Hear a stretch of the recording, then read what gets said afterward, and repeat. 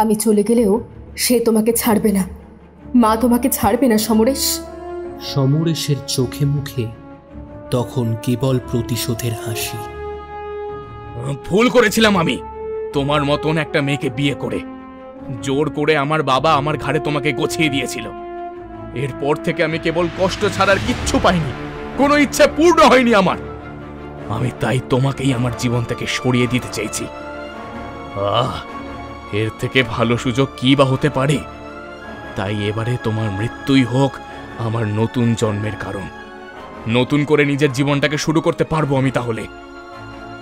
নির্মলার পাটা ক্রমে সরতে থাকে। ধীরে ধীরে সে পাহাড়ের দিকে এগিয়ে যেতে থাকে। পাহাড়ের একেবারে কোণার কাছে এসে পৌঁছায় সে। পাহাড়ের ধারে দাঁড়িয়ে ঠক ঠক করে কাঁপতে থাকে। নির্মলা সমরেশের দিকে তাকিয়ে বলে, সমরেশ, আমি একজন সতী। আমি কোনোদিনও তোমাকে ভিন্ন আর কাউকে নিজের স্বামী বলে মানিনি। মা জানেন, মা সব জানেন। মা, তুমি দেখছো তো কিভাবে আজকে আমাকে শেষ হতে হচ্ছে। বিশ্বাসঘাতকতা আমি করিনি, করেছে আমার স্বামী, যার নামে আমি এতকাল সিঁদুর পড়েছি। সেই আজ আমাকে শেষ করতে এসেছে। যার দীর্ঘ আয়ুর জন্য আমি এতকাল তোমার ব্রত করেছি, সে আমাকে এইভাবে শেষ করছে। সে আমার প্রাণ নিজের হাতে নিতে চাইছে। এ কি কোনোদিনও হতে পারে? কিন্তু হচ্ছে তো মা, তোমারই চোখের সামনে ঘটছে, অথচ আজ তুমি নীরব, একেবারে নীরব। মা, এটাই যদি তোমার ইচ্ছে হয় তাহলে এটাই সই। আমি শান্তিতে মৃত্যুকে বরণ করে নিতে পারবো। আমি মরতেও রাজি আছি মা। তোমার ইচ্ছের দাম আমি রাখতে পারি। আমি সব কিছু করতে পারি মা, সব কিছু।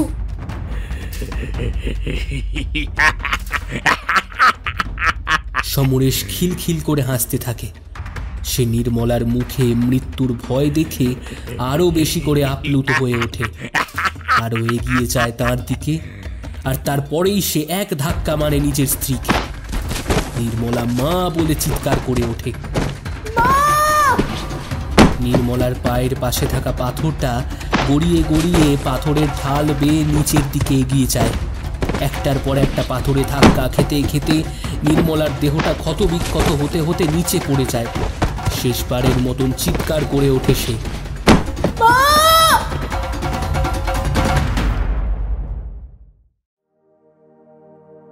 আপনি শুনছেন রাতের বৈঠকখানা। আজ আপনি শুনবেন সঞ্চারী ভট্টাচার্যের কলমে তারানাথ তান্ত্রিক ও জগদ্ধাত্রীর কৃপা। আর হ্যাঁ, প্রত্যেক শনিবার রাত 10টায় রাতের বৈঠকখানা নিয়ে আসে নতুন নতুন সব গল্প। সেই সব গল্প আপনি যদি শুনতে চান তাহলে এখনই সাবস্ক্রাইব করুন আমাদের চ্যানেলটিকে। শুরু হচ্ছে আজকের গল্প, সঞ্চারী ভট্টাচার্যের কলমে তারানাথ তান্ত্রিক ও জগদ্ধাত্রীর কৃপা। সমরেশ শেষ হাসিটা হেসে দিব্যি ফিরে আসে। পাহাড়ের ঢাল বেয়ে নিচের দিকে নামতে নামতে মনে মনে বলে,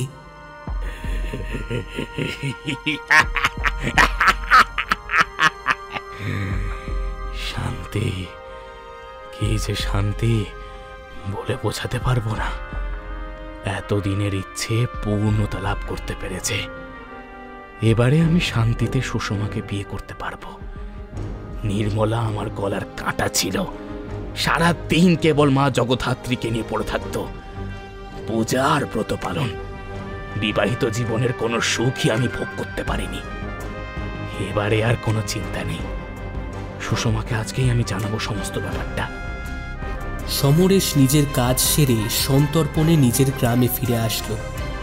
জমিদার পরিবারের ছেলে হওয়ার দরুন তাকে কেউই কোনো কথা বলতে চাইত না। সে সর্বদাই তার নিজের দাপট রেখেই চলত। তার পিতা সোমেশ্বর ছিলেন শিব ভক্ত। সমরেশের মা ছোটবেলাতেই মারা গিয়েছেন। সোমেশ্বরই তাকে ছোট থেকে বড় করে তুলেছিলেন। বড় হয়ে যাওয়ার পর সমরেশ নিজের মর্জির মালিক হয়ে উঠতে থাকে। এই অবস্থায় তাঁর বিরুদ্ধে যাওয়ার আস্পর্ধা কেউ দেখাতে পারে না। সমরেশকে একা ফিরে আসতে দেখে সোমেশ্বরবাবু খুবই চিন্তিত হয়ে পড়লেন। তিনি এগিয়ে এসে সমরেশকে জিজ্ঞেস করলেন, কিরে সমরেশ, বৌমা এলো না তোর সাথে? তুই তো বৌমাকে নিয়েই পাহাড়ে মায়ের দর্শন করতে গিয়েছিলিস, তাহলে সে কোথায়? তুই একা ফিরে এলি যে? সমরেশের চোখে মুখে তখন একটা আতঙ্কের ছাপ ফুটে উঠেছিল। সে বিষয়টাকে তার পিতার কাছ থেকে বারে বারে লুকানোর চেষ্টা করেই চলেছিল। তবে সমরেশ যে কিছু একটা পাপ করেছে সেটা তার চোখ মুখের অবস্থায় প্রমাণ করে দিচ্ছিল বারবার। সোমেশ্বরবাবু তাকে জিজ্ঞেস করলেন, তোকে আমি জন্ম না দিলেও মানুষ করেছি সমরেশ। তুই কি করেছিস সত্যি করে বল তো আমায়, আমার দিব্যি। আমি জানি তোর আর বৌমার মধ্যে অনেকদিন ধরেই নানান বিষয়কে নিয়ে বচসা চলছিল, কিন্তু তারপরেও তুই বৌমার কথা রাখতেই তাকে নিয়ে সাথে করে পাহাড়ে গিয়েছিলি। এই দুর্গম পাহাড়ে ওঠাও তো খুব কঠিন, তারপরেও তুই আমার কোনো বারণ মানলি না। সন্দেহের আগুনটা যে আরো দাউ দাউ করে জ্বলছে। সত্যি করে বল, কি করেছিস তুই? সমরেশ কিছুই বলতে পারল না। সে নির্বাক চলচ্চিত্রের মতন কেবল সোমেশ্বরের মুখের দিকে চেয়ে রইল। এমন সময়ে জমিদার বাড়ির ঠাকুর ঘর থেকে ঘণ্টার ধ্বনি আর উলুধ্বনি ভেসে আসতে শুরু করল। সমরেশ সেদিকে কান পাতল। ওর মনে হলো এই ধ্বনিটা খুবই পরিচিত, এর পূর্বেও এই ধ্বনি সে শুনেছে। হঠাৎ সে চিৎকার করে উঠল, কি এটা কিভাবে সম্ভব? এই যে নির্মলার কণ্ঠস্বর! না না না না, এটা কিছুতে হতে পারে না, না না। সমরেশকে অস্বস্তির মধ্যে দেখে এগিয়ে গেলেন সোমেশ্বর বাবু। এরপর তাকে উদ্দেশ্য করে বললেন, কি হয়েছে সমরেশ? তুই ভয় পাচ্ছিস কেন? কি হয়েছে? তোকে তো কোনোদিনও এমন অস্থির অবস্থায় দেখিনি। কিরে, বলবি তো? সমরেশ সেভাবে কোনো কথা বলতে পারল না। সোমেশ্বর বাবুর কথাগুলো শুনে কেবল আমতা আমতা করতে থাকলো। এরপর তাকে উদ্দেশ্য করে বলল, বাবা বাবা, তুমি কি শুনতে পাচ্ছ ওই মন্ত্র? হ্যাঁ, কি হলো বলো, শুনতে পাচ্ছ তুমি সেই কণ্ঠ? সোমেশ্বর বাবুও তখন কান পাতলেন। এরপরে তিনি বললেন, আরে, এই যে নির্মলার কণ্ঠস্বর, সে এখানে এলো কিভাবে? তার তো তোর সাথে আসবার কথা ছিল। এর আগেই সে এখানে এসে উপস্থিত হলো কিভাবে? সমরেশের কপালে বিন্দু বিন্দু ঘাম জড়ো হলো। সে তার পিতার দিকে তাকিয়ে রইল, কিন্তু কোনো কথাই বলে বোঝাতে পারল না। এমন সময় সে সামনের দিকে তাকিয়ে রইল। এরপর সে দেখল হাতে প্রসাদের থালাটা নিয়ে এগিয়ে আসছে নির্মলা। লাল পেরে সাদা শাড়িতে অপূর্ব দেখাচ্ছিল নির্মলাকে। তাঁর অমন রূপ এর পূর্বে কোনোদিনও দেখেনি সমরেশ। চোখে মুখে এক অপূর্ব দীপ্তি। নির্মলার মুখের দিকে তাকিয়ে থাকতে থাকতে সমরেশ কেমন যেন খেই হারিয়ে ফেলছিল। নির্মলা তার মুখের দিকে তাকিয়েই মৃদুভাবে হাসতে শুরু করল। সে ধীরে ধীরে সমরেশকে উদ্দেশ্য করে বলে উঠল, আপনি তো আমাকে ওখানে ফেলেই চলে এলেন, একবারও আর পিছনের দিকে ফিরে তাকালেন না। আপনি কি ভেবেছিলেন আমি বাড়ি চিনে আসতে পারবো না? আরে বাবা, আমি গ্রামের মেয়ে হতে পারি, কিন্তু আমার সাথে যে একজন রয়েছে যিনি সব সময় আমাকে সাহায্য করে চলেছেন, তার কৃপাতেই তো আমি এখানে আসতে পেরেছি। নির্মলার মুখের দিকে তাকিয়ে ঠক ঠক করে কাঁপতে থাকলো সমরেশ। এরপরে বলল, তুমি তুমি এখানে এলে কিভাবে? তোমাকে তো কথাটা আর বলতে পারল না সমরেশ। এরপরেই চোখের নিমেষে ওর দিকে হাতটা বাড়িয়ে দিল নির্মলা। প্রসাদ নেবেন না? আমি তো আপনার জন্যই তাড়াতাড়ি করে পুজো শেষ করে প্রসাদের ব্যবস্থা করলাম। নিন, ধরুন। এই প্রসাদ না খেলে আপনাদের যে পাপ বিনষ্ট হবে না। দেবীর কৃপা যদি বলবৎ রাখতে চান, তাহলে এই প্রসাদ তো আপনাকে খেতেই হবে। আবারও একবার মৃদু হেসে সমরেশের চোখের সামনে দিয়ে নির্মলা চলে গেল। এরপর সোমেশ্বর বাবুকে গিয়ে প্রসাদ দিল সে। সমরেশ দূর থেকে দাঁড়িয়ে কেবল বিষয়টা এক দৃষ্টে দেখেই চলেছিল, কিন্তু নির্বাক হয়ে গিয়েছিল।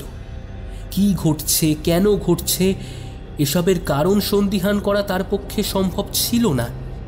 সামনের দিকে পা বাড়াতেও ভয় করছিল তার। সে কিছুতেই কোনো কথা স্পষ্টভাবে আন্দাজ করে উঠতে পারছিল না। সে 7-5 ভাবছে, এমন সময় সোমেশ্বরবাবু তার সামনে এসে দাঁড়ালেন। এরপরে বলে উঠলেন, যাক, ঘরের লোক কি ঘরে ফিরে এসেছে, এটাই অনেক। কিন্তু একটা জিনিস কি লক্ষ্য করেছিস তুই? নির্মলা অনেক বদলে গিয়েছে। তোর সাথে এখানে আসবার পরে তার মধ্যে একটা বিশাল পরিবর্তন ঘটে গিয়েছে। শুধু তাই নয়, ও যে বলছে ও একা একা ফিরেছে, সেটাই বা কিভাবে সম্ভব?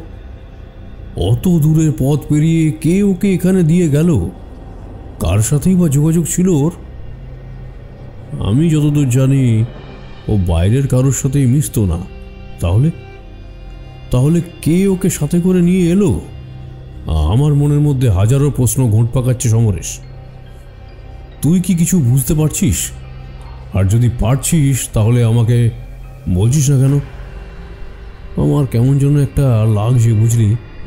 মনে হচ্ছে তোরা দুজনেই আমার কাছে কিছু একটা লুকিয়ে যাচ্ছিস। কিন্তু সেটা কি বাবা? দয়া করে এভাবে আমাকে অন্ধকারের মধ্যে রেখে দিস না। তোর কাছে আমার বিনীত অনুরোধ রইল। সোমেশ্বরবাবুকে কোনো কথাই জানাতে পারল না সমরেশ। কেবল বলল, আমি নিজেও কিছু জানি না বাবা। আমি তো ওকে সোমেশ্বরবাবু আবারও নিজের সন্তানকে ওই একইভাবে আমতা আমতা করতে দেখে আরও বেশি পরিমাণে সন্দেহ করতে শুরু করলেন। তারপরে ওই সন্দেহের সুর টেনেই তিনি বললেন, মানে কি করছিস সমরেশ? কি বলতে চাইছিস বলতো তুই? আমি তো কোনো কিছুই আন্দাজ করতে পারছি না। কি হয়েছেটা কি? তুই কি বৌমাকে নিয়ে আসতিস না? তুই কি ওকে ওখানে কারোর বাড়িতে রেখে দিয়ে আসতে গিয়েছিলিস? কিরে, বলবি তো? এমন সময় সমরেশের চোখ গেল দোতলার দিকে। সে দেখল নির্মলার জায়গাতে দাঁড়িয়ে রয়েছে রক্তমাখা একটি দেহ, যার হাতের মধ্যে রয়েছে পূজার থালা। সে খিলখিলিয়ে সমরেশের দিকে তাকিয়ে হাসতে শুরু করলো আর বলল, কি ভেবেছিলে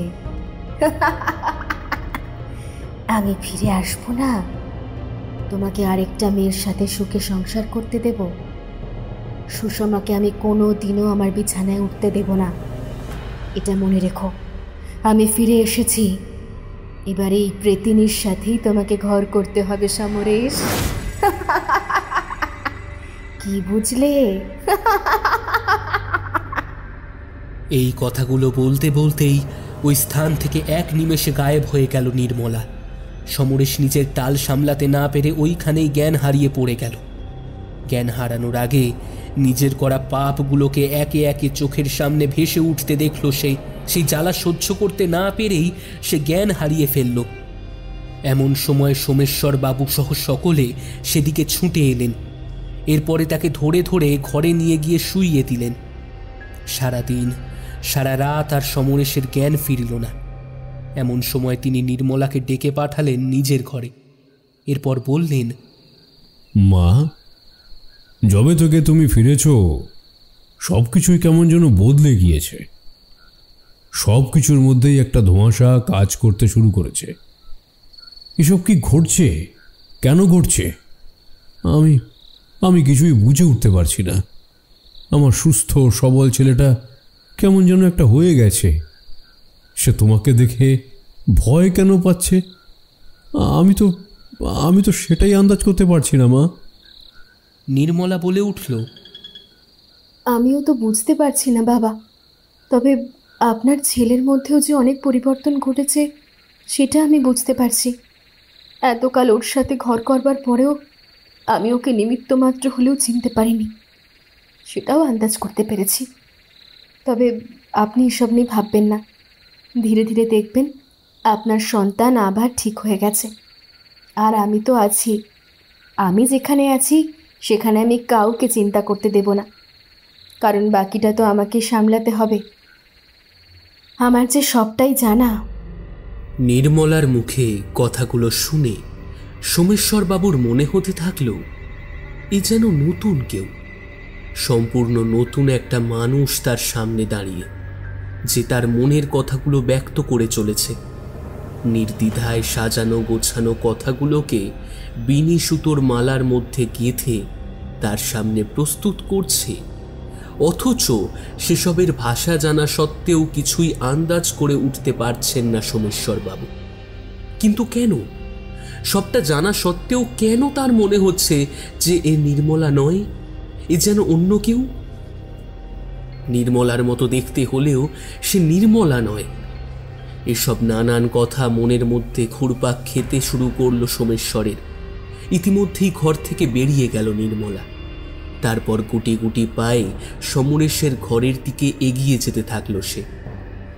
সমরেশের ঘরের সামনে এসেই দরজাটা আলতো করে খুলে দিল নির্মলা। তারপরে ভেতরে ঢুকেই বন্ধ করে দিল। এগিয়ে গেল সমরেশের দিকে, ঠিক তার পায়ের কাছে গিয়ে দাঁড়ালো। এরপর আলতো স্বরে সমরেশের নাম ধরে ডেকে উঠল সে। সমরেশ, সমরেশ, এদিকে তাকাও সমরেশ। এবার তো তোমাকে হয় নিজের দোষ স্বীকার করতে হবে, আর না হলে নিজের মাসুল গুনতে হবে। এর বাইরে তুমি কিছুই পাবে না সমরেশ। তাকাও, কি হলো? নিজেকে সব কিছুর আড়ালে লুকিয়ে রাখতে পারলেই কি ভাবছো তুমি জিতে যাবে? জিতে যাবে তুমি? গোটা বিষয়টা এতটাও সহজ নয় সমরেশ। কি হলো? তাকাও, তাকাও এদিকে। সমরেশের শরীরের মধ্যে একটা দিব্য জ্যোতি খেলে যেতে লাগলো। মনে হলো কেউ যেন তাকে পাতাল থেকে ডেকে নিয়ে আসছে। পাতালের থেকে ভেসে আসছে একটা ডাক, যেটি কিনা ধেয়ে আসছে তার দিকে। তাকে নতুন সকল শর্তের মধ্যে বেঁধে ফেলতে চাইছে, আবদ্ধ করে ফেলতে চাইছে সব কিছুর সাথে। কিন্তু কে সে? কি সেই শক্তি?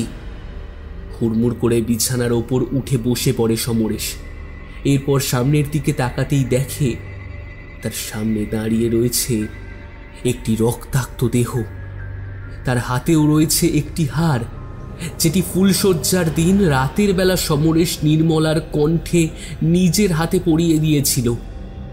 সমরেশ আবারও খাটের এক পাশে গুটিয়ে যায়, দুরু দুরু কণ্ঠে বলতে থাকে, কে কে তুমি?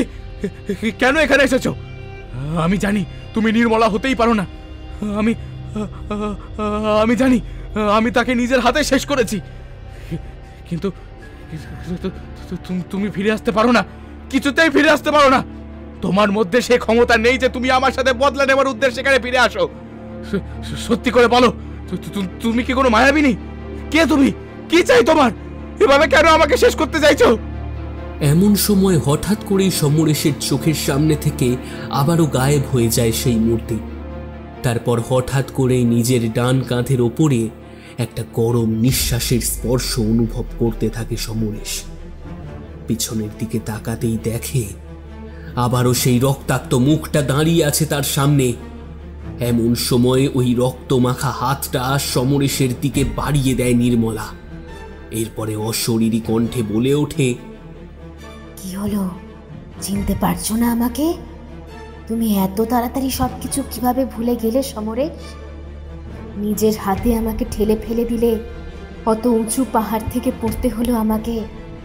কত জায়গায় আমি চোট পেলাম, মাথা ফেটে গেল, টপ টপ করে রক্ত গড়িয়ে পড়ল। এরপর ধাপে ধাপে আঘাত খেতে খেতে আমি শেষ হলাম, আমার প্রাণটা বেরিয়ে গেল শরীর থেকে। এসব তো তুমি ধাক্কা মারার অনেক পরেই ঘটেছিল সমরেশ। আমি তোমাকে না বলে কিভাবে থাকবো? এই কারণে তো তোমার কাছে এলাম।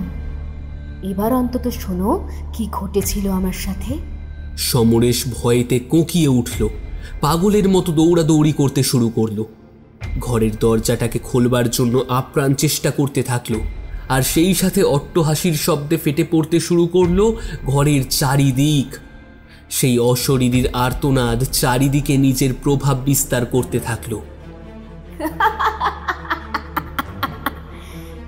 এত সহজে হার মানলে সমরেশ? কই, মানুষকে ঠেলা মেরে নিচে ফেলবার সময় তো তোমার একবারের জন্য হাত কাঁপেনি, বুকও কাঁপেনি। কেবল আমাকে দেখবার পরেই তোমার ভয় করতে শুরু করলো। মানুষকে যারা কষ্ট দেয়, নিরীহ মানুষের জীবনকে যারা পায়ের তলায় কুঁচকে দেয়, তারা তো আমি জানতাম অনেক সাহসী হয়। তবে তুমি এমনভাবে কেন গুটিয়ে যাচ্ছ শুনি? সমরেশের সারা শরীর বেয়ে ঘাম ঝরতে লাগলো। সে কিছুটা হলেও নিজেকে সামলে নিয়ে বলল, না, কিছুতেই এটা সত্যি হতে পারে না। আমি জানি তুমি ছলনাময়ী, তুমি ছলনার আশ্রয় নিয়ে এখানে এসেছো। আমার জীবনটাকে শেষ করতে চাইছো তুমি। তুমি যদি অশরীরী হবে তাহলে তুমি কিভাবে ঈশ্বরের সামনে যেতে পারো? তুমি কোনোদিনও মন্দিরে বসে পূজা করতে পারতে না নির্মলা। কোনো অশরীরীর পক্ষে প্রতিমা দর্শন সম্ভব নয়। প্রতিমা দর্শন তো দূরের কথা, সে মন্দিরেই পা রাখতে পারবে না। আবারও সমরেশের চোখের সামনে থেকেই গায়েব হয়ে গেল নির্মলা। এরপর একেবারে তার চোখের সামনে এসে দাঁড়িয়ে পড়ল সে। তারপর তাকে উদ্দেশ্য করে বলে উঠল, কি হলো, ভয় পেলে নাকি? কিন্তু কেন? তুমি তো এত কিছু বুঝতে পারো, অথচ এটুকু বুঝতে পারলে না যে নির্মলার কোনো দোষই ছিল না। মেয়েটাকে পছন্দ ছিল না সেটা বলতেই পারতে বাবাকে। মেয়েটাকে ওর বাড়িতে পাঠিয়ে দিতে পারতে। এভাবে ওর জীবনটা কেন শেষ করে দিলে? আর তাকে শেষ করলে আরও একটা মেয়ের জীবন নষ্ট করবে বলে? কারণ তোমার মতন ছেলেরা কোনোদিন কারোর ভালো করতেই পারে না, আর না চাইতে পারে। তুমি আবারও একটা মেয়ের জীবন শেষ করবে, আমি সব জানি। সেই কারণে তোমাদেরকে চরম শিক্ষা দেওয়া উচিত, যাতে আর কোনো দিনও কোনো মেয়ের দিকে হাতটাও তুলতে না পারো, আর চোখও গেলে দেওয়া উচিত।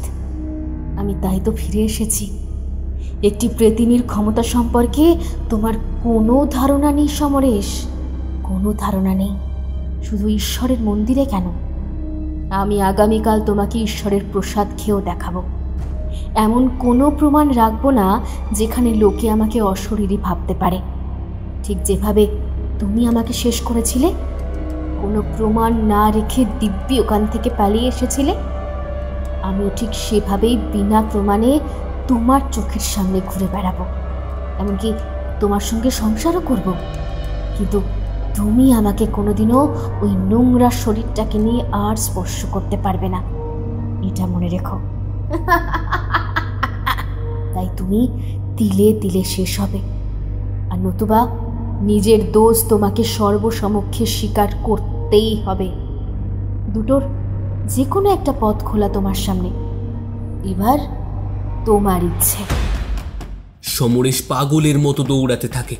এরপর সে দরজাটাকে কোনো ক্রমে খুলে ফেলে। পেছনের দিকে তাকিয়ে দেখে ধীরে ধীরে তার দিকে এগিয়ে আসছে নির্মলার ওই রক্তমাখা শরীরটা। সে নিজের ডাল সামলাতে না পেরে ওই উঁচু স্থান থেকে নিচে পড়ে যায়। মাথায় চোট লাগবার ফলে স্মৃতিশক্তি সব কিছুই নষ্ট হয়ে যায় তার। জ্ঞান হারিয়ে রক্তাক্ত অবস্থায় পড়ে থাকে সে। পরের দিন সকালে তাকে বৈঠকখানায় ওইভাবেই রক্তাক্ত অবস্থায় পড়ে থাকতে দেখে সকলে বেশ অস্থির হয়ে ওঠেন। সোমেশ্বরবাবু ভাবেন তার ছেলে হয়তো আর এই পৃথিবীতে নেই। তিনি হা হুতাশ করে কাঁদতে শুরু করলেন। নির্মলা দূরে দাঁড়িয়ে গোটা ব্যাপারটা দেখতে থাকে। এমন সময়ে ওই পরিবারের পুরোহিত মশাই এসে উপস্থিত হন। তিনি বাড়িতে প্রবেশের সাথে সাথে একটা দৈবিক উপস্থিতির কথা অনুমান করতে পারেন, কিন্তু চারিদিকে তাকিয়েও কোনো কিছুই সেভাবে ঠাহর করতে পারলেন না। তিনি তাড়াতাড়ি সমরেশের দিকে এগিয়ে আসেন। এরপর কিছুটা গঙ্গার জল তার চোখে মুখে ছিটিয়ে দেওয়ার সাথে সাথেই সমরেশ চোখ মেলে তাকায়, কিন্তু তাদের কাউকেই চিনতে পারে না। সমরেশকে নিজের ঘরে নিয়ে যাওয়ার পরামর্শ দেন পুরোহিত। এরপর সোমেশ্বরবাবুকে উদ্দেশ্য করে বলেন, আপনার সন্তানের সাথে যা ঘটেছে বা ঘটে চলেছে, এই একটি বিষয়কেও আমার স্বাভাবিক বলে মনে হচ্ছে না। দয়া করে এর একটা বিহিত করুন আপনি। আর এটা করাটাও কোনো সাধারণ ব্যাপার নয়। এর জন্যে একটি উপায় রয়েছে, তবে সেটি আপনি অবলম্বন করতে পারবেন কিনা আমি জানি না, কারণ সেটি খুবই কঠিন। একমাত্র একজনই পারে আপনাদেরকে এই বিপদের হাত থেকে উদ্ধার করতে। জমিদার সোমেশ্বর এই বিষয়টি আন্দাজ করতে পেরে বলেন, যত কঠিন বিষয়ই হোক না কেন, আমি সেই কাজ করতে পারবো পুরোহিত মশাই। যবে থেকে নির্মলা একা একা ওই পাহাড়ি এলাকা থেকে ফিরে এসেছে, তারপর থেকেই একটার পর একটা অঘটন ঘটেই চলেছে। আর সব থেকে বেশি পরিবর্তন ঘটে গিয়েছে সমরেশের সাথে। আপনি তো নিজের চোখেই সবটা দেখতে পাচ্ছেন কি হয়েছে তার অবস্থা। নতুন করে তো বলার কিছু নেই। এবারে আপনি বলুন দেখি, আমি একা একটা বৃদ্ধ বাপ হয়ে এখন তাকে কিভাবে সামলাবো? আপনি কার জন্য কথা বলছিলেন? আমি তার সাথে গিয়ে সাক্ষাৎ করতে চাই। আমার ওই একটি সলতে, আমি সমরেশকে এভাবে হারাতে পারবো না, কিছুতেই না। পুরোহিত মশাই সোমেশ্বরের মুখে সবটা শুনে তাকে শান্ত হতে বললেন। এরপর বলে উঠলেন, একটি উপায় আছে, এই ব্যাধি একজনই দূর করতে পারবেন, আর তিনি হলেন তারানাথ। আমি ওনার সাথে একবারই সাক্ষাতের সুযোগ পেয়েছিলাম। উনি বেনারসে থাকাকালীন ওনার সাক্ষাৎ দর্শন লাভ করেছিলাম। উনি খুবই ভালো একজন মানুষ। ওনার সাথে সাক্ষাৎ করে বুঝতে পেরেছিলাম যে উনি কতটা উদার মনের মানুষ এবং উনি কিভাবে মানুষের পাশে থাকেন। বিপদে আপদে সব ক্ষেত্রেই উনি মানুষের পাশে থাকেন। এছাড়া ওনার কাছে রয়েছে আশ্চর্য সব ক্ষমতা, যেগুলির ভিত্তিতে উনি আমাদের উপকার করতে পারবেন। ওই মানুষটি রয়েছেন পাশের একটি গ্রামে। কিছুদিন আগে আমি সে খবর পেয়েছিলাম। আমি ভেবেছিলাম এমনি একবার আপনাকেও সাথে নিয়ে সেই মহান মহিষীর দর্শন করে আসব। এখন দেখছি ওনার সাথে সাক্ষাতের কারণটা নিজের থেকেই বেরিয়ে এসেছে। তবে কিছু একটা তো অবশ্যই ঘটেছে আপনার বাড়িতে। আমি এই বাড়িতে এতকাল পা রাখছি, কিন্তু আজকে কেমন যেন একটা বিচিত্র অনুভূতি হচ্ছিল, যেটা ঠিক ভাষায় প্রকাশ করা যাবে না। ওনার সাথে সাক্ষাতের মধ্যে দিয়েই এই সমস্যার সমাধান বেরোতে পারে। জমিদার সোমেশ্বর বলে উঠলেন, বেশ, তাই হবে। আমি আপনাকে সাথে নিয়েই তবে ওই মানুষটির সাথে সাক্ষাতে যাব। তা কবে যাবেন? যত তাড়াতাড়ি সম্ভব ওনার সাথে দেখা করাটা অত্যন্ত জরুরি। পুরোহিত মশাই বললেন, আগামীকালই রওনা দিয়ে দেওয়া ভালো, কারণ যত দেরি করবেন ওদিকে সমরেশের মাথায় ঝুলতে থাকা খাড়াটাও তো নিজেকে আরো তীক্ষ্ণ করে তুলতে থাকবে। এরপরে এক কোপে যদি ওর প্রাণটাই। পুরোহিতকে পরের কথাগুলো আর বলতে দিলেন না সোমেশ্বর। এরপর বলে উঠলেন, না না, আমি এসব কিছুই ঘটতে দেব না। কালকেই আমরা বেরিয়ে পড়বো সেই মানুষটির খোঁজে। আপনি কিচ্ছু চিন্তা করবেন না। আর তাছাড়া বাড়িতে তো বৌমা থাকবেই, সেই তো আমার সন্তানের খেয়াল রাখতে পারবে। পুরোহিত নির্মলার নামটি শোনার সাথে সাথেই কেমন একটা সন্দেহের দৃষ্টিতে তাকালেন সোমেশ্বরের দিকে। এরপরে বলে উঠলেন, আমি কি একবার আপনার পুত্রবধূর সাথে সাক্ষাৎ করতে পারি? পুরোহিতের কথা শুনে সোমেশ্বর নির্মলাকে সেখানে ডেকে পাঠালেন। নির্মলা ওই স্থানে এসে মাথায় ঘোমটাটা টেনে দাঁড়াবার সাথে সাথেই পুরোহিতের শরীরে এক অস্বস্তি শুরু হলো।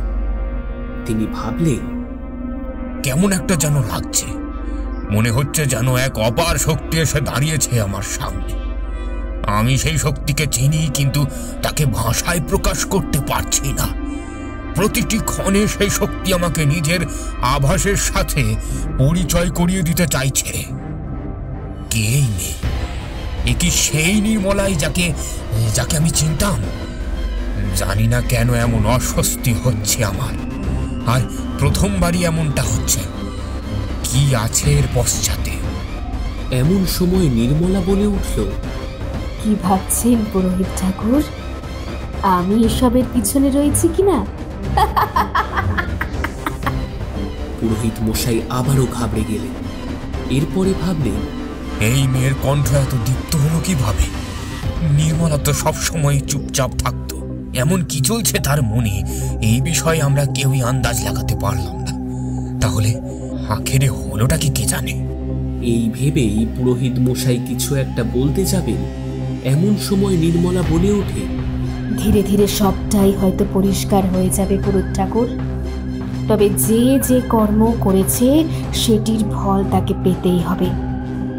আমি কিছু না করলেও ঈশ্বরের খাতায় তো হিসেব লেখাই থাকে। ওই হিসেব নিকেশ খণ্ডানোর শক্তি আমাদের কারোর কাছে নেই। এই বলে নির্মলা ওই স্থান ত্যাগ করে চলে যেতে থাকে। তার বলা প্রতিটা শব্দ যেন গীতার ফলকের মতো পুরোহিতের বুকের মধ্যে ধাক্কা দিতে থাকে। এই মেয়ে যে তার পরিচিত নির্মলা হতেই পারে না সেটা তিনি ভালোভাবেই আন্দাজ করে ফেলতে পেরেছেন, কিন্তু সমরেশের শারীরিক অবস্থার কথা চিন্তা করেই তিনি তারানাথের কথা ভাবতে শুরু করেন। পরের দিন ভোরের দিকেই তারা দুয়ে মিলে তারানাথের গ্রামের উদ্দেশ্যে রওনা হয়ে যান। সেখানে গিয়ে গ্রামের মোড়লের থেকে ওনার বিষয়ে খোঁজ খবর পান তারা। এরপর মোড়লের মধ্যস্থতাতেই তারানাথের সাথে সাক্ষাৎ ঘটাও সম্ভব হয় তাদের। তারানাথের সাথে সাক্ষাৎ করতে তার কুটিরে এসে উপস্থিত হন দুজন। তাদের দুজনকে ওখানে ওইভাবে দেখা মাত্রই বিষয়টা বেশ কিছুটা হলেও আন্দাজ করে ফেলতে পেরেছিলেন। এরপর তারানাথ তাদেরকে ভেতরে আসতে বলে। ওদের অমন অস্থির অবস্থা দেখে জিজ্ঞেস করেন, কি ব্যাপার, আপনারা এত দূর থেকে এত সকাল সকাল এসে পড়েছেন যে? কোনো বিপদ আপদ ঘটেছে নাকি? আমাকে কালকে এলেই আর পেতেন না। আমি কয়েকদিনের জন্য হিমালয়ের দিকে যাওয়ার সিদ্ধান্ত নিয়ে ফেলেছিলাম। আবার কবে এই গ্রামে ফিরে আসতে পারতাম জানা নেই। তবে মা যা করেন সবটা ভেবেই করেন। আমি চিরকালই মায়ের ভক্ত, মা কালীর পূজা করি আমি। এবারে আপনারা বলুন তো দেখি কি ঘটেছে। এমন সময়ে ওই পুরোহিত মশাই সোমেশ্বরের থেকে শোনা বিষয়গুলো তারানাথের সামনে একে একে তুলে ধরতে থাকেন। তিনি বলেন, নির্মলয় পরিবারের যোগ্য পুত্রবধূ ঠাকুর মশাই, সে থাকতে ওই পরিবারের কোনো ক্ষতি সে হতে দেবে না বলেই আমরা জানতাম। কিন্তু কয়েকদিন ধরেই এই দুই দম্পতির মধ্যে নানান বিষয়কে কেন্দ্র করে সমস্যা চলছিল। সেটি আমাদের নজরে পড়লেও বাইরের লোক বলে আমি তেমন কিছুই বলতে পারিনি। এছাড়া সমরেশ্বরও যথেষ্ট বয়স হয়েছে। নিজের জীবনের সিদ্ধান্ত নেওয়ার ক্ষেত্রেও সে এখন যথেষ্টই সাবলীল। আর তাছাড়া ভালো মন্দের বিষয়েও তার বেশ জ্ঞান আছে। আমি ভেবেছিলাম সবটাই হয়তো সে সামলে নিতে পারবে। একদিন সোমেশ্বর বাবুর কাছে শুনলাম সমরেশ নাকি নিজের স্ত্রীকে নিয়ে পশ্চিমের পাহাড়ে জগদ্ধাত্রী দেবীর দর্শনের জন্য যাচ্ছে। স্ত্রী নির্মলাও সাথে যাবে। নির্মলা মা জগদ্ধাত্রীর খুবই ভক্ত। সে চিরকালই বাড়িতে প্রতিষ্ঠিত দেবীর পুজোর কাজ করত, এখনো করে চলেছে অবশ্য। কিন্তু সমরেশ নাকি সেখান থেকে সফর করে একাই ফিরে এসেছিল, সাথে নির্মলা ছিল না। তবে বাড়িতে ফেরার পরে সে হঠাৎ করেই ঠাকুর ঘরে নির্মলাকে দেখে। সেটা দেখা মাত্রই নাকি তার চোখ মুখের অবস্থা একেবারে বদলে যায়। মনে হয় যেন শির দ্বারা বেয়ে হিমেল রক্তের স্রোত বয়ে যাচ্ছে। জীবিত স্ত্রীকে দেখছে বলেই মনে হয় না, মনে হয় যেন সে কোনো মৃত মানুষকেই নিজের চোখের সামনে দেখতে পাচ্ছে। এই বিষয়গুলি আমি সবটাই সোমেশ্বর বাবুর কাছ থেকে জানতে পেরেছি, সেগুলোই আপনাকে বলছি। এরপরে একদিন হঠাৎ করেই একটা ঘোর বিপদ ঘটে যায়। দোতলার বারান্দা থেকে পড়ে অজ্ঞান হয়ে যায় সমরেশ। এসবের কারণ কি ঠাকুর মশাই? এতকাল তো তারা বেশ ভালোই ছিল। ওই স্থানটি থেকে ফিরে আসবার পরই এমনটা ঘটে চলেছে। আপনি দয়া করে এর একটা বিহিত করুন। আমি আপনার কাছে হাত জোড় করে বলছি, আপনি যদি আমাকে ফিরিয়ে দেন তাহলে সমরেশ যে শেষ হয়ে যাবে, আর সেই সঙ্গে শেষ হয়ে যাবে গোটা পরিবারও। কি করব আমি বলতে পারেন? আমি এতকাল ধরে জমিদার মশাইয়ের নুন খেয়েছি, ওনার সুখ দুঃখে পাশে থেকেছি। মা মরা সমরেশকেও নিজের সন্তানের জায়গা থেকেই দেখেছি। আমি চিরকাল অবিবাহিত থেকে মায়ের সেবা করে গেছি। তবে নির্মলা ওই পরিবারে আসবার পর থেকেই আমি তাকেই পূজার কাজের ভার সঁপে দিয়েছিলাম। সে ছাড়া যে আর কেউই এই কাজ ভালোভাবে করতে পারবে না, এমনকি আমিও না, সেটা আমি আগেই আন্দাজ করে ফেলতে পেরেছিলাম। ফলে আমি সরে যাই আর সে দায়িত্ব নেয় পারিবারিক পুজোর কাজের। নিয়মিতভাবেই সে দেবীর পুজোর কাজ করে আসছিল। তারপর থেকে সব তো ঠিকই ছিল, কেবল ওই পশ্চিম পাহাড় ভ্রমণ করে ফেরাটাই কেমন যেন একটা কাল হয়ে গেল। আপনি এবারে নিজের চোখে দেখে এর একটা বিহিত করুন ঠাকুর মশাই। হঠাৎ করেই চোখটা খুলে গেল তারানাথের। চোখের সামনে দেবীর মুখটা ভেসে উঠল। সাথে সাথে বিছানার ওপর ধরপড়িয়ে উঠে বসলেন তিনি। কলকাতার ভিটেতে এতকাল বাদেও স্বপ্নের মধ্যে কেন ওই বিষয়গুলো দেখছিলেন তিনি, তার কারণ কিছু খুঁজে বার করতে পারলেন না। এমন সময় মনে পড়ল, আজকে তো রবিবার, আজকে তো বিভূতি আর কিশোরীর আসবার দিন। তারা তো আজকে আমার কাছে গল্প শোনবার উদ্দেশ্যে আসবে। এই রে, আমি এখন শুয়ে রয়েছি, এমন অবেলায় অছিলায় কিভাবে যে চোখটা লেগে গেল সেটাও আন্দাজ করে উঠতে পারলাম না। এখন কিছুতেই বুঝতে পারছি না কি করব। নিজেকে সামলে নিতে যাবেন এমন সময় দরজার সামনে এসে দাঁড়ালো দুই মূর্তিমান। বিভূতি এবং কিশোরীকে দেখে একেবারে তো তিনি হকচকিয়ে গেলেন। কিশোরী ঘরের ভেতর ঢুকে বলল, চারির সাথে সাক্ষাৎ করে এলাম ঠাকুরমশাই, সে পড়তে চলে গেল। আর আজকে আমরা এসে পড়েছি আপনার কাছে গল্প শুনতে।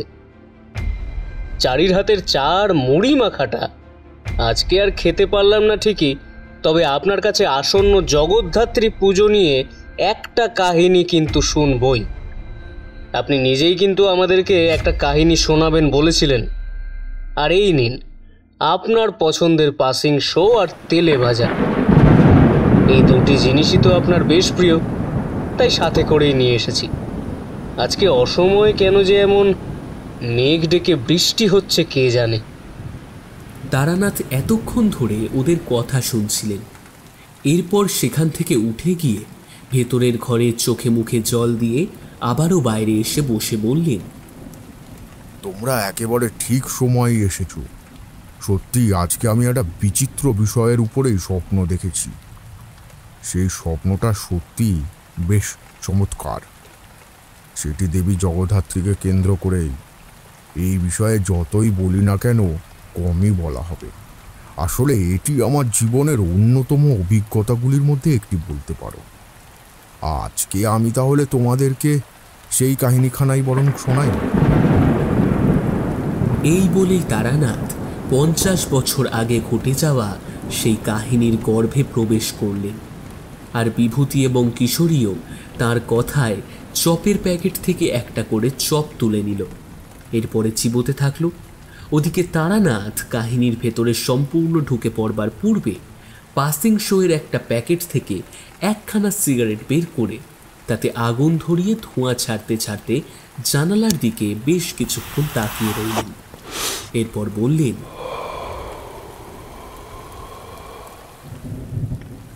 আমি তোমাদের আজকে যে কাহিনীখানা শোনাবো সেটি আজ থেকে প্রায় 50 বছর পূর্বে ঘটেছিল। এই কাহিনীর সারশূন্যতা অনেকেই হয়তো খুঁজে বের করতে পারবে না, তবে আমি জানি এর মাহাত্ম্য। কিন্তু সেটি ওই যে বললাম, ভাষার মাধ্যমে কাউকে বলে বোঝানোটা আজকের দিনে দাঁড়িয়ে অনেকটাই কঠিন বলতে পারো। তাই এই বিষয়ে আমি তোমাদের বিস্তারিতভাবে না বলে আসল কাহিনীটুকুই বরঞ্চ বলি। তারানাথ আরও একবার পাসিং শোতে টান দিলেন। এরপর ঢুকে পড়লেন কাহিনীর গর্ভে। উনি বলে চললেন, এই কাহিনীটির মুখ্য চরিত্রে ছিলেন জমিদার সোমেশ্বর। ওনার পুরো নামটা আমি এই মুহূর্তে ঠিক মনে করতে পারছি না। কত রকমের ঘটনাই তো ঘটে আমার জীবনে, সব কিছু কি আর এভাবে পুঙ্খানুপুঙ্খভাবে মনে রাখা সম্ভব? আমার মনে আছে ওনার সাথে এক পুরোহিত এসেছিলেন। তিনিও বহুকাল ধরে বংশ পরম্পরায় ওনার ভিটেতে পূজার কাজ করে আসছিলেন। ওনাদের বাড়িতে উত্তরাধিকার সূত্রে প্রাপ্ত একটি জগদ্ধাত্রী দেবীর মূর্তি ছিল। শুনলাম সোমেশ্বরের উত্তরসূরিরাই নাকি স্বপ্নাদেশ পাওয়ার পরে এই মূর্তির পূজার কাজ শুরু করেছিলেন। সেই থেকে ওই মূর্তিটি পূজিত হয়ে আসছিল। কিন্তু সমরেশ মানে সোমেশ্বর বাবুর একমাত্র সন্তানের বিবাহ দেওয়ার পর থেকে সমস্যার আবির্ভাব ঘটেছিল। নির্মলা, হ্যাঁ হ্যাঁ হ্যাঁ, ঠিক ঠিক, হ্যাঁ, নির্মলাই নাম ছিল ওনার পুত্রবধূর।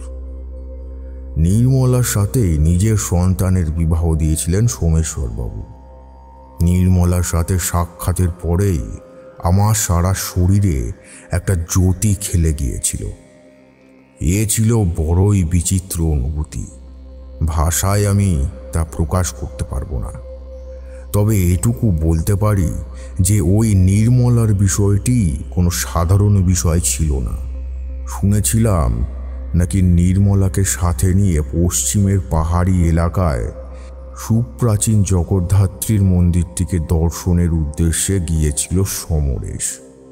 সেখান থেকে ফেরার পর থেকেই নাকি সে আজব আচরণ করতে শুরু করেছিল।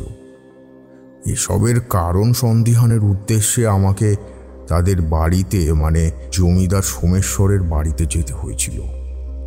কিশোরী বলে উঠল, ওরে বাপরে, তাহলে তো অবশ্যই এটি কোনো একটি বিচিত্র অভিজ্ঞতা ছিল। অন্তত আমার তো তাই বলেই মনে হচ্ছে ঠাকুরমশাই। ঠিক কি ঘটেছিল তাহলে বলুন দেখি, আমি যে শোনবার প্রতীক্ষায় রয়েছি। অধীর আগ্রহে তো এই মুহূর্তগুলির অপেক্ষায় অপেক্ষমান হয়ে থাকি আমরা দুটিতে, তাই না বিভূতি? তারানাথ আবারও গল্পের ভেতর প্রবেশ করলেন। উনি বলতে থাকলেন, আর ওরাও মনোযোগ সহকারে শুনতে থাকলো সেই কাহিনীর শেষাংশটি। উনি বলে চললেন, জমিদার সোমেশ্বর ও পুরোহিতের সাথে কথোপকথন যখন শেষ করলাম তখন অনেকটা রাত হয়ে গিয়েছে। সারা দিনটাই অতিবাহিত হয়ে গিয়েছিল এই আলাপ আলোচনার কারণে। এরপর এসেছিল সেই মুহূর্ত যখন আমি একাই ভাবতে বসলাম। এরপর বললাম, আপনারা একটা কাজ করুন, আজকের রাতটা এই গরিবের কুটিরেই কোনো রকমে কাটিয়ে দিন। আগামীকাল সকালে না হয় আপনাদের সাথে আমি রওনা হয়ে যাব গন্তব্যের উদ্দেশ্যে। চিন্তা করবেন না, মায়ের ইচ্ছেতেই সব কিছু হচ্ছে এটা জানবেন। ধীরে ধীরে সব ঠিক হয়ে যাবে। তবে আসল ব্যাপারটা যে কি সেটা জানতে হবে। আপনাদের কথা শুনে আমার যা মনে হচ্ছে এখানে কোনো একটা সমস্যা রয়েছে। মনে হচ্ছে যে নির্মলা, মানে আপনার পুত্রবধূ, কোনো একটি রহস্যকে সমাদৃত করেই ফিরে এসেছে। কোনো সাধারণ বিষয় নয় সেটি। আগেকার মানুষটির সাথে এই মানুষটির বিস্তর তফাৎ লক্ষ্য করতে পারছি আমি। কাজেই ওনাকে না দেখলে আমি আন্দাজ করতে পারবো না।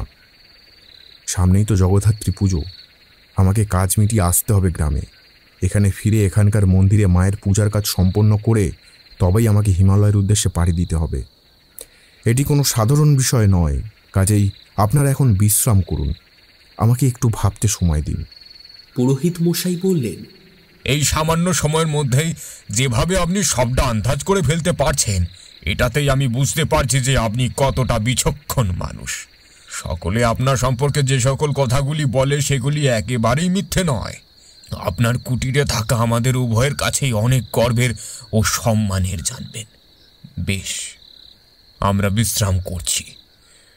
যদি কোনো নতুন দিগন্ত খুঁজে পান তবে অবশ্যই আমাদেরকে জাগাবেন। আমরা সব সময় আপনার পাশেই রয়েছি। ভাববেন না এটা আপনার একার সমস্যা, আমরাও আছি আপনার সাথে। পুরোহিত মশাইয়ের মতন বিনয়ী মানুষ আমি খুব কমই দেখেছিলাম। ওনার কথাগুলি আমার মনের মধ্যে এক নতুন ভাবনার উন্মুক্তি ঘটাতে অনেকটাই সাহায্য করেছিল। তবে আমি ওনাকে আর বিব্রত করলাম না। এমনিতেই ওনারা অনেকটা দূর থেকে এসেছিলেন। ওনারা শুয়ে পড়লেন।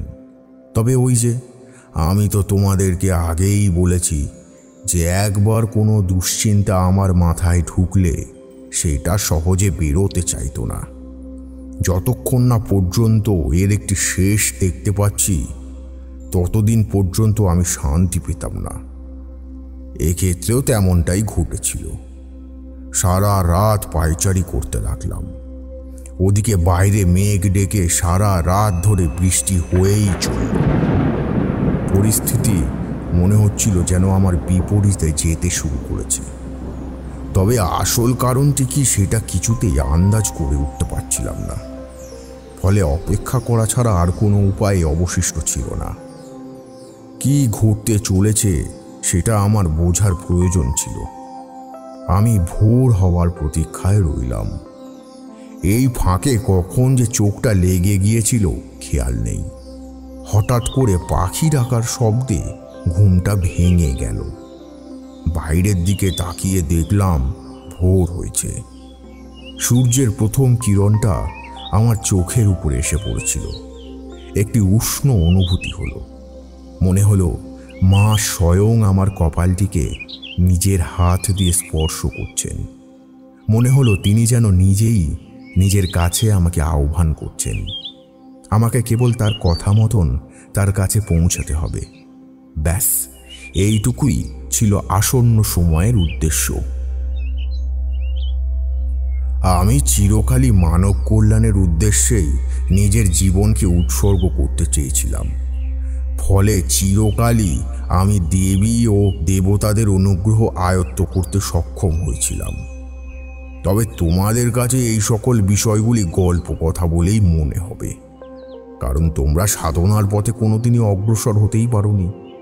সাধনার পথ একেবারেই সহজ নয়। এই পথে এগোনো এতটাও সহজ নয় হে। মনে রেখো, এই পথে একবার সামনের দিকে হাঁটতে শুরু করলে আর পিছনের দিকে ফিরে তাকানো যায় না। নিজের জীবন ও পৃথিবীকে অনেকটাই পিছনে ফেলে চলে আসতে হয়। এটাই যে সাধনার জগতের মূল আঙ্গিকতা। এরপরে কিশোরী তাকে উদ্দেশ্য করে জিজ্ঞেস করল, এরপরে কি ঘটেছিল ঠাকুরমশাই? আপনার মুখে গ্রামের বিবরণ শুনতে চাই ঠাকুরমশাই। আপনি যে পথ ধরে এগিয়ে গিয়েছিলেন সেই পথটির বিষয়ে কয়েকটি কথা বলুন। তারানাথ বললেন, এই হলো গিয়ে তোমাদের সমস্যা। তোমরা মূল কাহিনীর থেকে বেরিয়ে যাও। এমন কিছু প্রশ্ন করে বসো যেটির সাথে কাহিনীর কোনো যোগসূত্রই নেই। ঠিক আছে, বুঝেছি। এই কথাগুলি তো আমি এমনিই বলতাম। বেশ সুন্দর করে এগিয়ে নিয়ে যাচ্ছিলাম আমি, মাঝপথে তুমি বাধা দিয়ে দিলে। আবার আমাকে কষ্ট করে মনে করতে হবে। এরপর তারানাথ আবারও পাসিং শোয়ের প্যাকেট থেকে একটা সিগারেট বের করলেন, সেটাতে আগুন ধরালেন আর তারপরে ধোঁয়া ছাড়তে লাগলেন।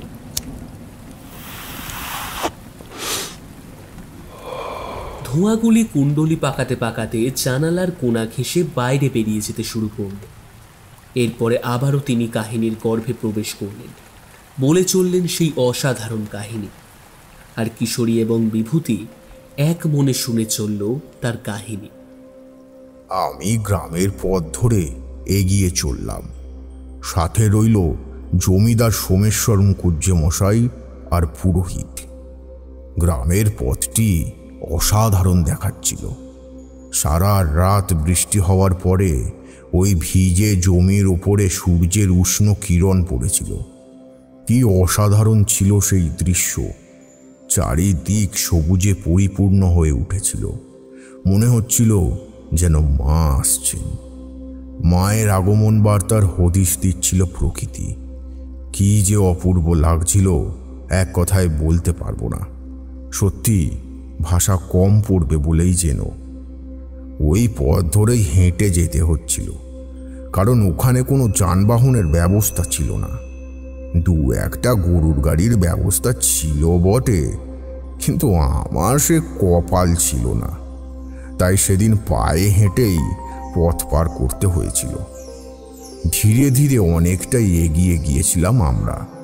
তবে জমিদার বাবুর গ্রামটির দূরত্ব বেশ ভালোই। আমাদের গ্রাম থেকে তাদের গ্রামে পৌঁছাতে পৌঁছাতে সন্ধে পেরিয়ে রাত হয়ে গেল। পুরোহিত মশাই আমাদেরকে কিছুই বললেন না, কেবল জমিদার বাবুর সাথে ফিসফিসিয়ে কয়েকটি কথা বলে তিনি এগিয়ে চললেন। এরপর জমিদার মশাই আমাকে বললেন, উনি আপনার সুরক্ষার বিষয়ে খুবই চিন্তিত ঠাকুর মশাই। তবে একেবারেই ভাববেন না, আপনি আমার বাড়িতেই থাকবেন। ওখান থেকেই তো আপনাকে সমস্ত সমস্যার সমাধান করতে হবে। তাই আপনি আমার সাথে চলুন, সামনেই আমার বাড়ি। আপনি বরং আজকের রাতটা বিশ্রাম করুন। আগামীকাল সকালে আমি আপনার সাথে নির্মলার সাক্ষাৎ করাবো। আর আমার ছেলের সাথে আপনি কিভাবেই বা দেখা করবেন। কারণ সমরেশ তো বিছানার সাথে একেবারেই লেগে গেছে। সে তো চোখ মেলে তাকায় না অনেক দিন হয়ে গেল। তবে আপনি যখন এখানে এসেছেন, আপনার শুভ পদক্ষেপ যখন আমার ভিটেতে পড়েছে, তখন আমি এই বিষয়ে নিশ্চিত যে এইবার সবকিছু ঠিক হয়ে যাবে, রহস্যের উপর থেকে পর্দা উঠবে। আমি ওনার সব কথাই বেশ মন দিয়ে শুনছিলাম। এরপরে জমিদার ভিটের দিকে এগিয়ে যেতে লাগলাম। শেষমেশ জমিদার বাড়ির সদরে এসে দাঁড়ালাম।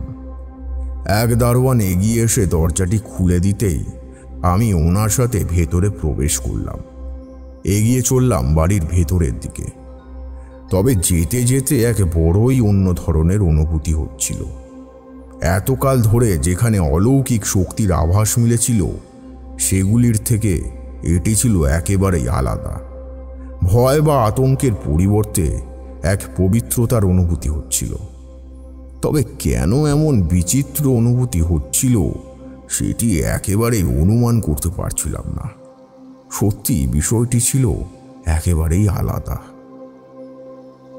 সেদিন রাতে আমার নির্মলার সাথে সাক্ষাতের সুযোগ ঘটল না, কিন্তু আমিও চুপ করে বসে রইলাম না। সেদিন রাতের বেলা আমি নিজের ঘরেই ধ্যানে মগ্ন হলাম। মধুসুন্দরী দেবীর থেকে প্রাপ্ত ক্ষমতার বলে আমি খুব সহজেই ধ্যানের দ্বারা আসল সত্যকে খুঁজে বের করতে পারতাম।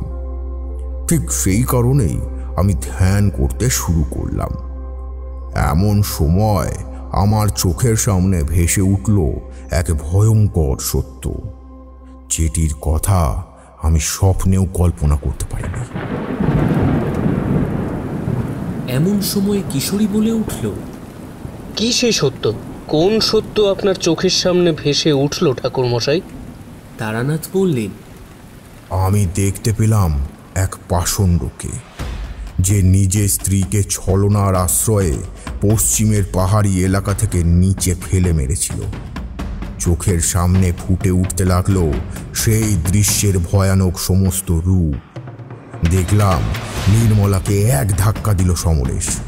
যে ছেলেকে আমি এর পূর্বে কোনোদিনও নিজের চোখে দেখিনি, সেদিন ধ্যানের মধ্যে দিয়ে আমি তাকে স্পষ্ট দেখতে পেয়েছিলাম।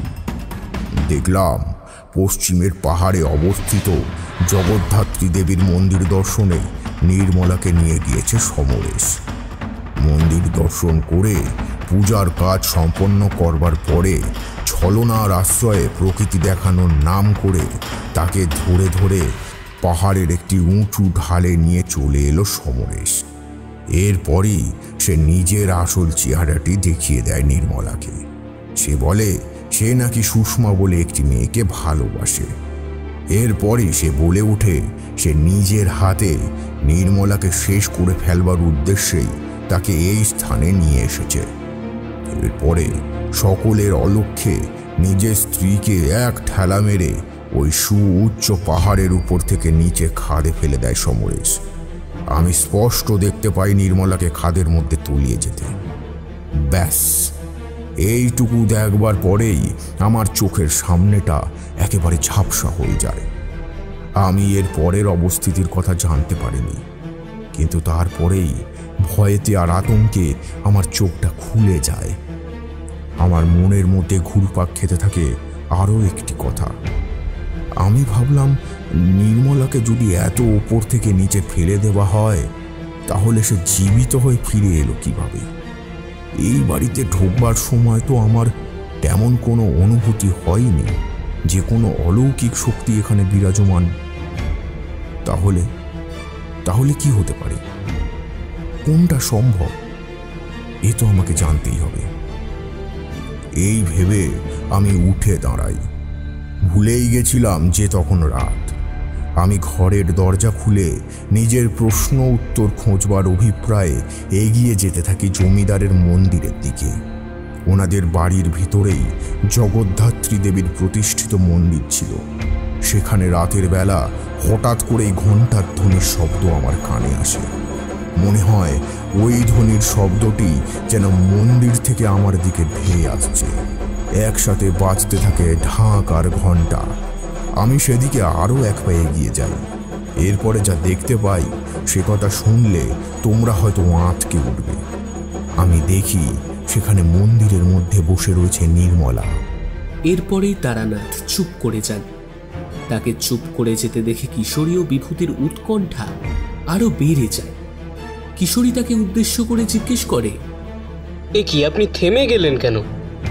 আর মন্দিরে গিয়ে আপনি নির্মলাকে দেখলেন, এখানে অবাক হওয়ার মতন কি হলো ঠাকুরমশাই? একবার বলছেন আপনি নাকি তাকে পাহাড় থেকে পড়ে মারা যেতে দেখেছেন, আবার সেই নির্মলাকেই বলছেন মন্দিরে বসে থাকতে দেখেছেন। আমি তো আপনার কোনো কথাই ঠিক করে বুঝে উঠতে পারছি না।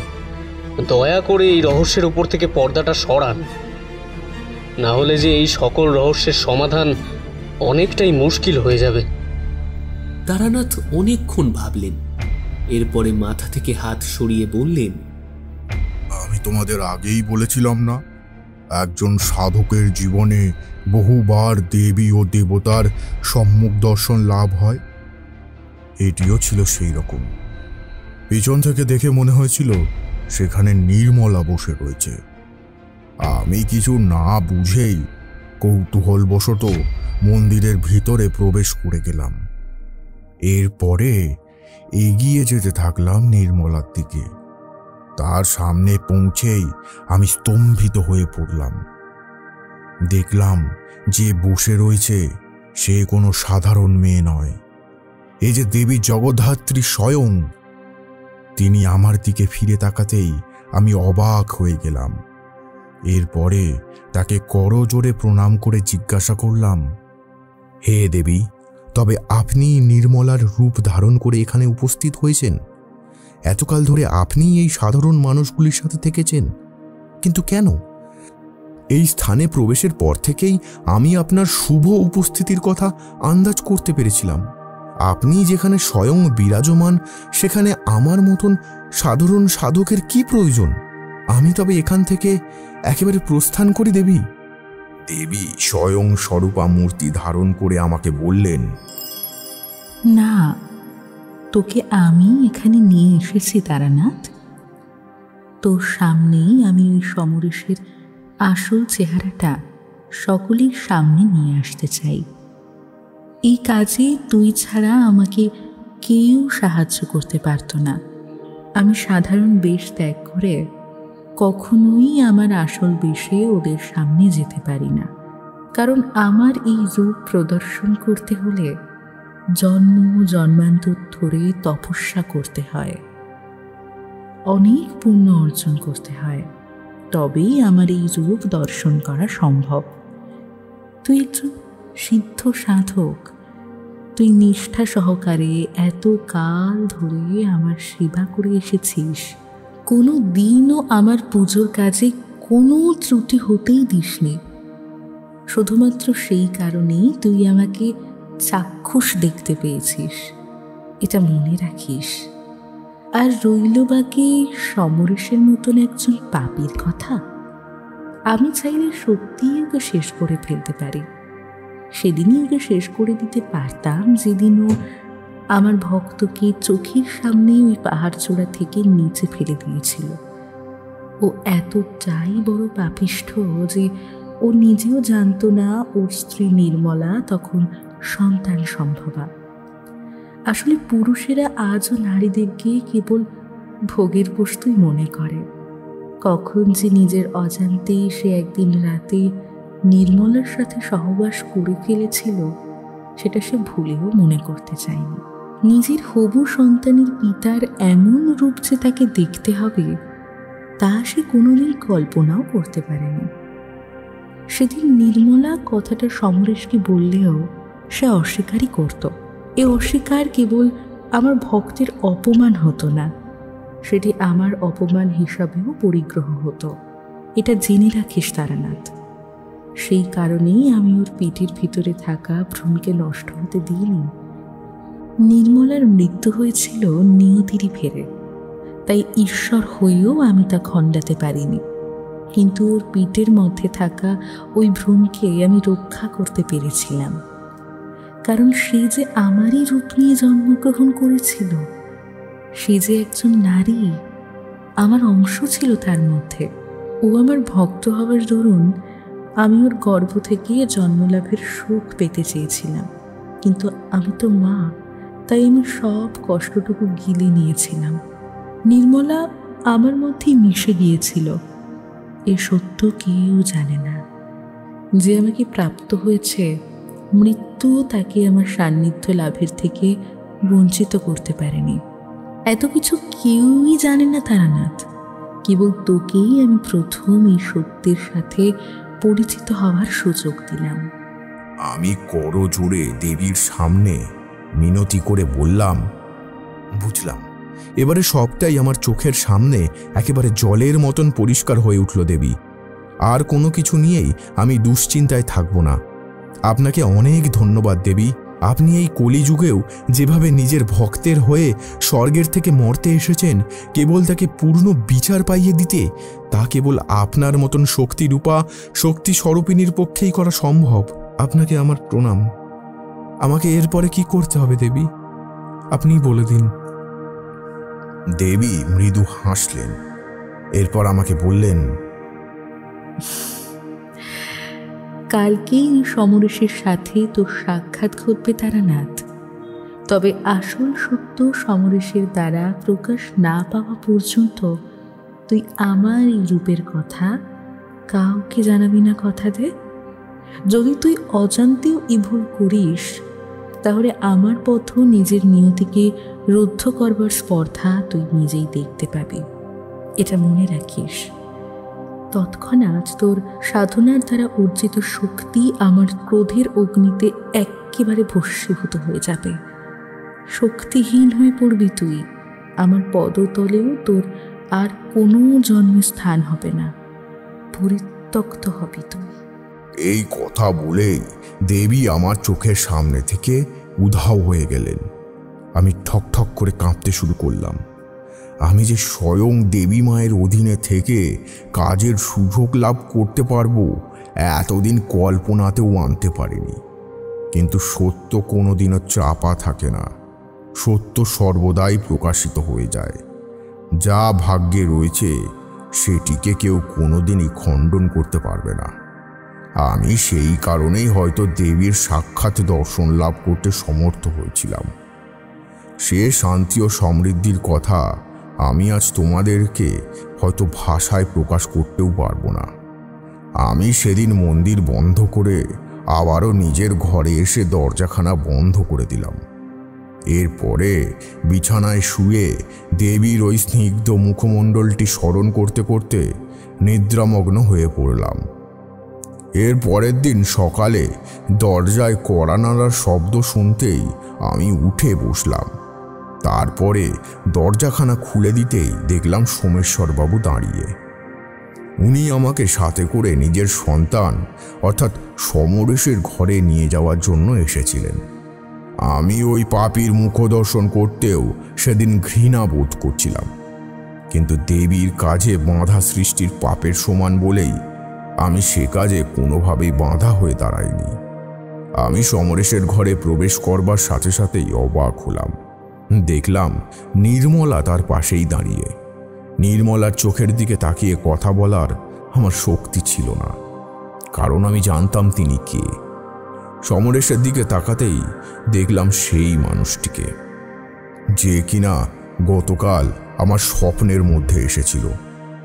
বুঝলাম গতকাল রাতে আমার সাথে যা যা ঘটেছিল সেগুলো একটাও স্বপ্ন ছিল না, সবটুকুই ছিল একেবারে সত্য, চরম সত্য। হঠাৎ দেখলাম সমরেশের হাতটা সামান্য নড়ে উঠল। আমি তৎক্ষণাৎ বেশ কিছুটা মন্ত্র সমৃদ্ধ জল নিয়ে ওর চোখে মুখে ছিটিয়ে দিতেই উঠে বসে পড়ল সমরেশ। এতকাল ধরে নিজের সন্তানকে এক প্রকার মৃত অবস্থাতেই পড়ে থাকতে দেখেছিলেন সোমেশ্বরবাবু, কিন্তু সেদিন তাকে ওভাবে উঠে বসতে দেখে তিনিও ভিমড়ি খেয়ে গেলেন। এরপরে সমরেশকে বুকে জড়িয়ে ধরে অনেক কাঁদলেন। এমন সময় সমরেশের চোখ গেল নির্মলার দিকে। সে যে নির্মলার বিষয়ে কিছুই জানতো না এটি আমি জানতে পেরে গিয়েছিলাম। সে যে তাকে এক পিশাচী হিসাবেই ভয় পেয়ে যাচ্ছে সেটা আমি বুঝে গিয়েছিলাম অনেক আগে। আমি সমরেশকে বললাম, ভয় নেই সমরেশ, আমি আছি। আমি তোমাকে এই নির্মলার হাত থেকে রক্ষা করব। তুমি এখন একেবারেই সুস্থ, কেবল সময়ের অপেক্ষা। তোমাকে কেউ কিছু করতে পারবে না। তবে সত্যটা নিজের মুখে সকলের সামনে এবারে বলে দাও তুমি। আমার মুখে সত্য বলার কথা শুনতেই রেগে একেবারে অস্থির হয়ে গেল সমরেশ। এরপরে সে খাটের থেকে নেমে বলল, আমি আজকে তোকে নয়, এই নির্মলাকেও শেষ করে ফেলবো। বেশ করেছি আমি যা করেছি। আমি নিজের জীবনটাকে আবারও নতুন করে সাজাতে চেয়েছিলাম। এতে অন্যায় কোথায় ছিল? হ্যাঁ, আমি আর তোদের কাউকে ভয় করি না। এই বলে সমরেশ আমাকে এক ধাক্কা দিয়ে দিল। তারপরে টেবিলের উপরে থাকা একটা ধারালো ছুরি নিয়ে এগিয়ে যেতে লাগলো নির্মলার দিকে। নির্মলার উপরে সে প্রথমবার প্রহার করতে যাবে, তার আগেই নির্মলা সকলের সামনে থেকে উধাও হয়ে গেল। সোমেশ্বর বাবুসহ পুরোহিত মশাই ও গ্রামের বেশ কয়েকজন মানুষ সেখানে উপস্থিত ছিলেন। তাদের চোখের সামনে থেকে একটি জলজ্যান্ত মেয়েকে এইভাবে উধাও হয়ে যেতে দেখে তারা সকলেই আচম্বিত হয়ে পড়লেন। কি করবেন কিছুই ভেবে উঠতে পারলেন না। যা দেখছেন সেসব সত্যি নাকি মিথ্যে সেটাও আন্দাজ করে উঠতে পারলেন না। এমন সময়ে আবারও ঘরের আরেক দিকে আবির্ভূত হলেন দেবী। তবে সকলে নির্মলাকে এমন ছলনার আশ্রয় নিতে দেখে চমকে গেল। এমন সময়ে সমরেশ আবারও তার উপরে প্রহারের জন্য এগিয়ে যেতেই এবারে দেবী নিজের মূর্তি ধারণ করলেন। তারপরে ত্রিশূল হাতে এগিয়ে গেলেন সমরেশের দিকে। ঠিক যেভাবে তিনি রূপ ধারণ করে মহিষাসুরের বিনাশ করেছিলেন, ঠিক একইভাবে সেদিনে সকলের সামনে সমরেশকে বধ করলেন তিনি। সমরেশের বুকের মাঝ বরাবর ত্রিশূলটিকে বিদ্ধ করলেন তিনি। গলগল করে রক্ত বেরোতে শুরু করল। এরপরেও সমরেশের প্রাণটা বেরাতে চাইল না। তখন দেবী তাকে উদ্দেশ্য করে বললেন, যতক্ষণ না পর্যন্ত তুই তোর নিজের দোষ স্বীকার করছিস ততক্ষণ পর্যন্ত আমি তোর প্রাণ নেব না। বল বল নিজে মুখে তুই কি করেছিলি? সমরেশ মৃত্যুর পূর্বে নিজের সমস্ত কৃতকর্মের কথা সকলের সামনে সেদিন স্বীকার করতে বাধ্য হয়েছিল। সোমেশ্বরবাবু এই সত্য জেনে অবাক হয়ে তাকিয়েছিলেন সমরেশের মুখের দিকে। সে যে তার সন্তান হয়েও এমন কুসন্তানের আখ্যান নিতে পারে, এ তিনি ভুলেও কোনোদিন কল্পনা করে উঠতে পারেননি। নিজের ছেলের এই কুকর্মের কথা জেনে তিনি দেবীর কাছে সেদিন ক্ষমা চেয়েছিলেন। দেবী এরপরে অন্তর্ধান করলেন। সমরেশের নিথর দেহটি পড়ে রইল আমাদের চোখের সামনে। আমাকে দেখে অঝরে কাঁদতে থাকলেন সোমেশ্বরবাবু। আমি তাকে সান্ত্বনা দিয়ে বললাম, পাপের শাস্তি হবেই, সে জন্মেই হোক অথবা পরের জন্মে। সমরেশকে আমি কেন, কেউই রক্ষা করতে পারত না, কারণ দেবী তাকে সুস্থ করে সকলের সামনে তার মুখ থেকে তার করা দোষগুলিকে স্বীকার করাতে চেয়েছিলেন।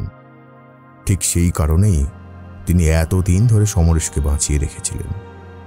সোমেশ্বরবাবু বললেন, আমি এতকাল ধরে যে দেবীর পূজার কাজ করে এসেছিলাম, সেই দেবী আমারই চোখের সামনে আমার পুত্রবধূ রূপে ছিলেন, অথচ আমি তার কোনোটাই আন্দাজ করতে পারিনি।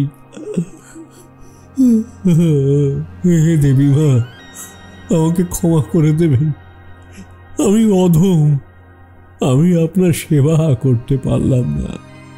আপনি চোখের সামনে থেকেও আমাকে এই অবকাশ দিলেন না। আমাকে ক্ষমা করে দিন দেবী, ক্ষমা করে দিন। এমন সময় আবারও দৈববাণী হলো, সোমেশ্বর, আমি জানি তুই নির্দোষ। তোর পূর্বপুরুষদের পুণ্যের কারণেই আমি এখনো তোকে জীবিত রেখেছি। তোকে এখনো অনেক কাজ করতে হবে। বাইরে আমার মন্দিরের একপাশে একটা বাচ্চা মেয়েকে দেখতে পাবি। সে তোর পরিবারেরই অংশ, তোর বংশধর। নির্মলা ও সমরেশের সন্তান সে, কিন্তু ভূমিষ্ঠ হওয়ার আগেই সমরেশ তাকে নির্মলার জঠরেই মেরে ফেলতে চেয়েছিল। কিন্তু আমি মা হয়ে কিভাবে সন্তানকে শেষ হয়ে যেতে দেখতে পারতাম বল? তাই আমি এই ভ্রূণকে এত কাল ধরে বড় করেছি, আজকে তাকে তোর কোলে দিলাম। এবার তুই একে যোগ্য উত্তরাধিকারী করে গড়ে তোল। এরপরে আমি এর হাতেই পুজো নেব।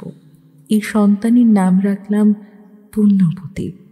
মনে রাখিস, এর যদি কোনো দিনও কোনো অনাদর হয় তবে কিন্তু পুরুষতান্ত্রিক সমাজে জন্ম নিলেও পুণ্যবতী আমারই অংশ, তাই তার অপমাননার অর্থ আমারও অপমাননা।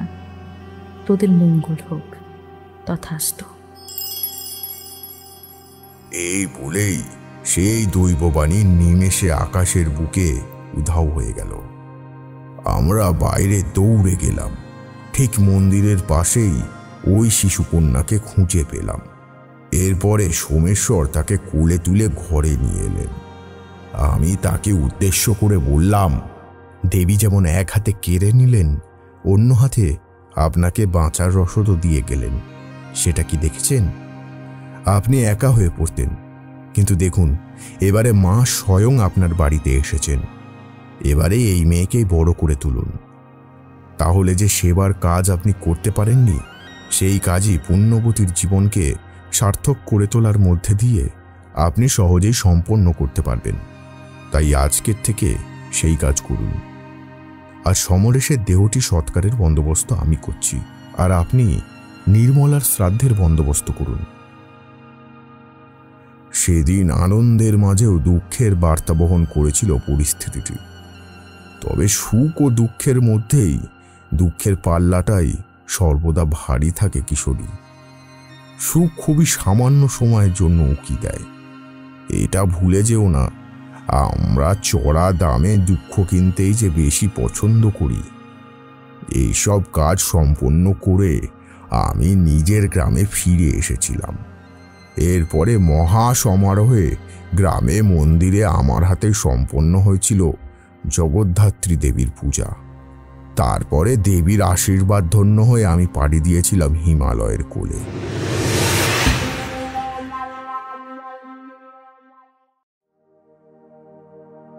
শুনছিলেন সঞ্চারী ভট্টাচার্যের কলমে তারানাথ তান্ত্রিক ও জগদ্ধাত্রীর কৃপা। আজকের গল্পের গল্প পাঠে শুভম, বিভিন্ন চরিত্রে তারানাথ নিত্যানন্দ চক্রবর্তী, কিশোরী রুদ্র, সোমেশ্বরবাবু পার্থ অরণ্যদেব, সমরেশ সৌমিক, নির্মলা বর্ণালী, পুরোহিত রূপঙ্কর, দেবী খুশি। গল্পের নাট্যরূপ দান করেছেন পাপিয়া, শব্দগ্রহণ জয়া, ধ্বনি পরিকল্পনা ও আবহ নিত্যানন্দ চক্রবর্তী, প্রচার অলঙ্করণ পিয়ালি ও Inkblaze creations, recording studio Radha Gobinda records, সমগ্র পরিকল্পনা ও পরিচালনায় নিত্যানন্দ চক্রবর্তী। প্রত্যেক শনিবার রাত 10টায় রাতের বৈঠকখানা নিয়ে আসে নতুন নতুন সব গল্প। সেই সব গল্প আপনি যদি শুনতে চান তাহলে এখনই সাবস্ক্রাইব করুন আমাদের চ্যানেলটিকে।